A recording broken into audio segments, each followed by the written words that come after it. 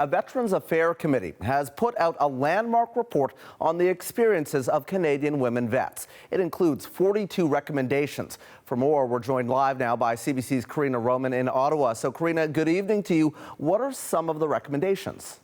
So one of them is an official apology from the Government of Canada to the women who served, and this is the words from the report, who served in a military where sexual trauma has been allowed to thrive.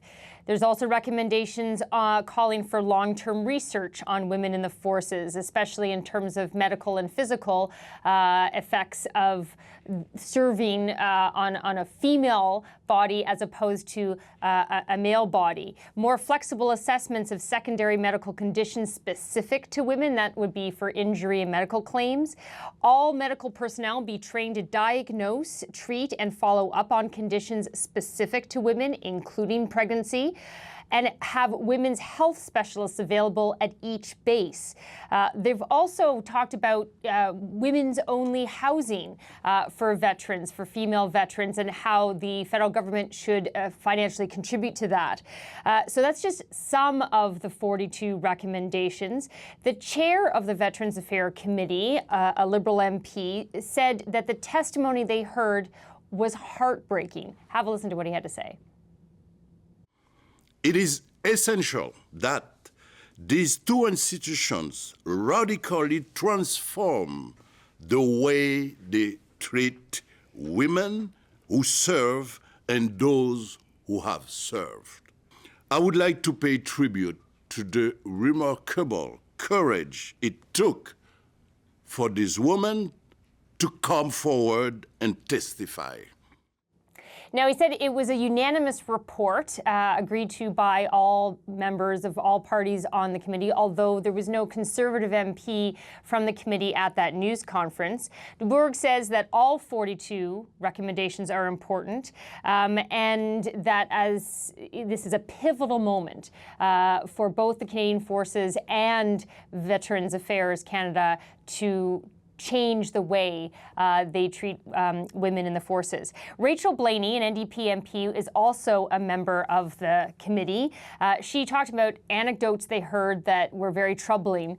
Everything from uniforms that women had to modify themselves for pregnancy or equipment that was made for men that ruined women's bodies. Obviously, there was also a lot of mention of just the sheer number of women who experienced some kind of sexual assault.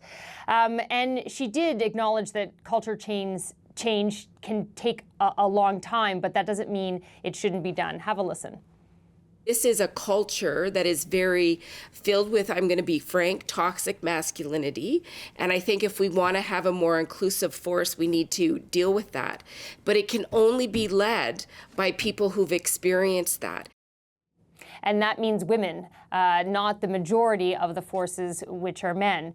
She said the apology recommendation, she wants to see an apology as soon as possible because she believes that's really the kickstart to acknowledging these women who feel like they've been invisible, a way of acknowledging what they've been through. And it would really boost or give a boost to possible movement on the other recommendations as well.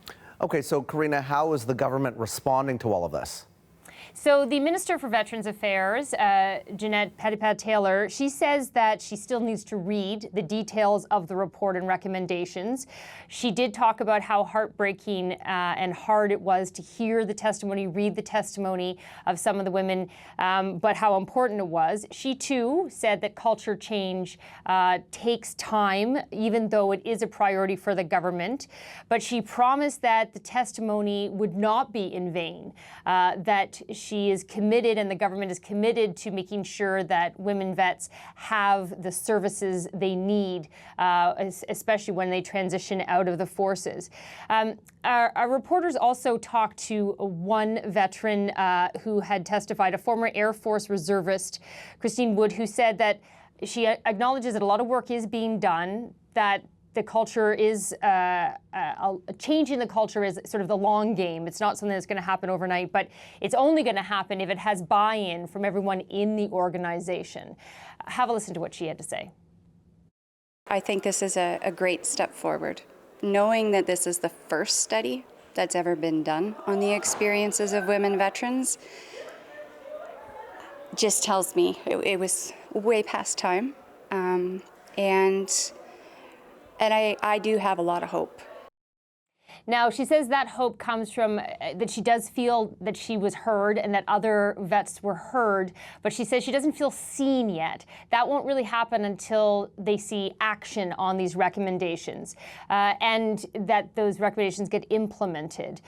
She talked about how she has a daughter who's not ready to have a career yet, a young daughter, but that, you know, she wants to one day be able to recommend a career in the armed forces in Canada to her daughter, and she says she's not there yet, but as you heard, she's hopeful that one day she can do that.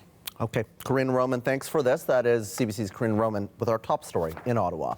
Well, my next guest shared her own experiences in front of the Veterans Affairs Committee and was in Parliament today to listen to the report. Retired Major Donna Riguidel joins me now. She's the co-founder of the Survivors Perspectives Consulting Group, and she joins us tonight from Ottawa.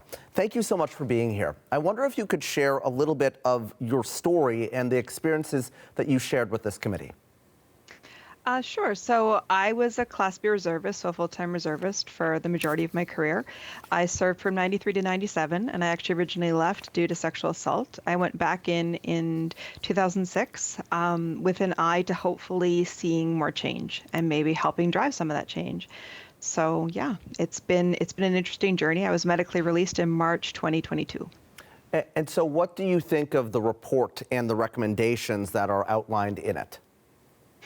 I think a lot of us were sort of surprised, first of all, at how emotional this was. Sort of hearing, you know, the members of the committee talk about how, you know, we'd been overlooked for so long.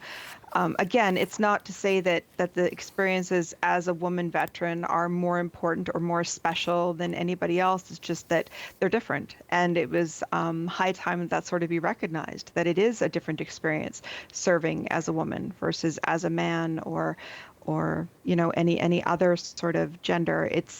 We are unique, and our experiences finally have been given some voice. So that was really validating and empowering. The report's introduction begins with a statement outlining that despite some recent progress, women veterans largely feel that they have been left invisible. As a former member of the military, do you think that statement is pretty accurate?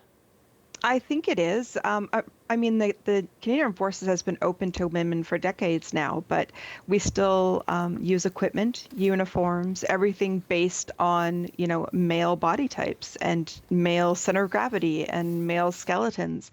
And that causes wear and tear and damage to our bodies. You know, a lot of times women, not always, but tend to be a little bit smaller in stature, and everything is sort of created again around the body of a man. So there's wear and tear and unique challenges that being a woman in uniform provides that haven't been recognized for years, and has been an ongoing battle to get our injuries and our experiences recognized by Veterans Affairs so that we can access the support and resources that we need to deal with those issues. We heard, you know, from Rachel Blaney there talking about this idea of toxic masculinity in the armed forces. I wonder what you think about that notion and whether or not that is something that needs to be tackled.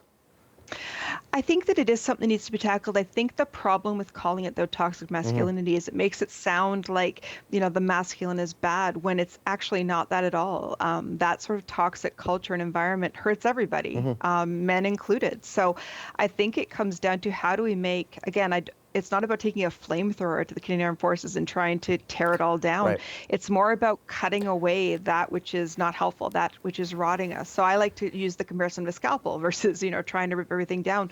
Let's cut away that which isn't serving us anymore so that we can have a stronger and more inclusive military. Well, it's interesting that you say that, because do you think that there needs to be sometimes more nuance to this conversation?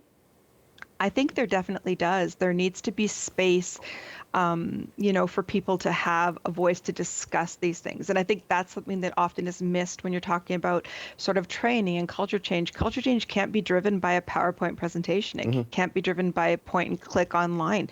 You need to be able to engage and discuss these things and really take a hard look at it and use, very firm language to describe it. And I think that's one reason why we have, as female veterans, nothing for us without us. That it really, we have to be able to put our words to our experiences and share them and share how to not fall into these same pitfalls. Yeah, nothing for us without us. I'm interested, as the last question, changing a culture is difficult. It takes time. How quickly do you think that change can happen realistically?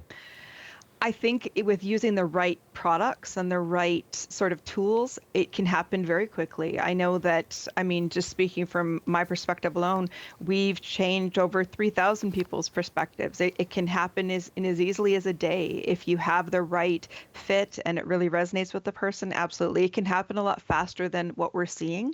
And I think that's what's really frustrating, is that, again, this report is a huge precedent historical document, but it's only as good as the recommendations are implemented. So I think now we're tentatively hopeful, but it kind of comes down to, let's see some stuff backing these now. Yeah, absolutely. Really great speaking to you this evening. That is retired Major Donna Riguidel, who is the co-founder of the Survivor Perspectives Consulting Group.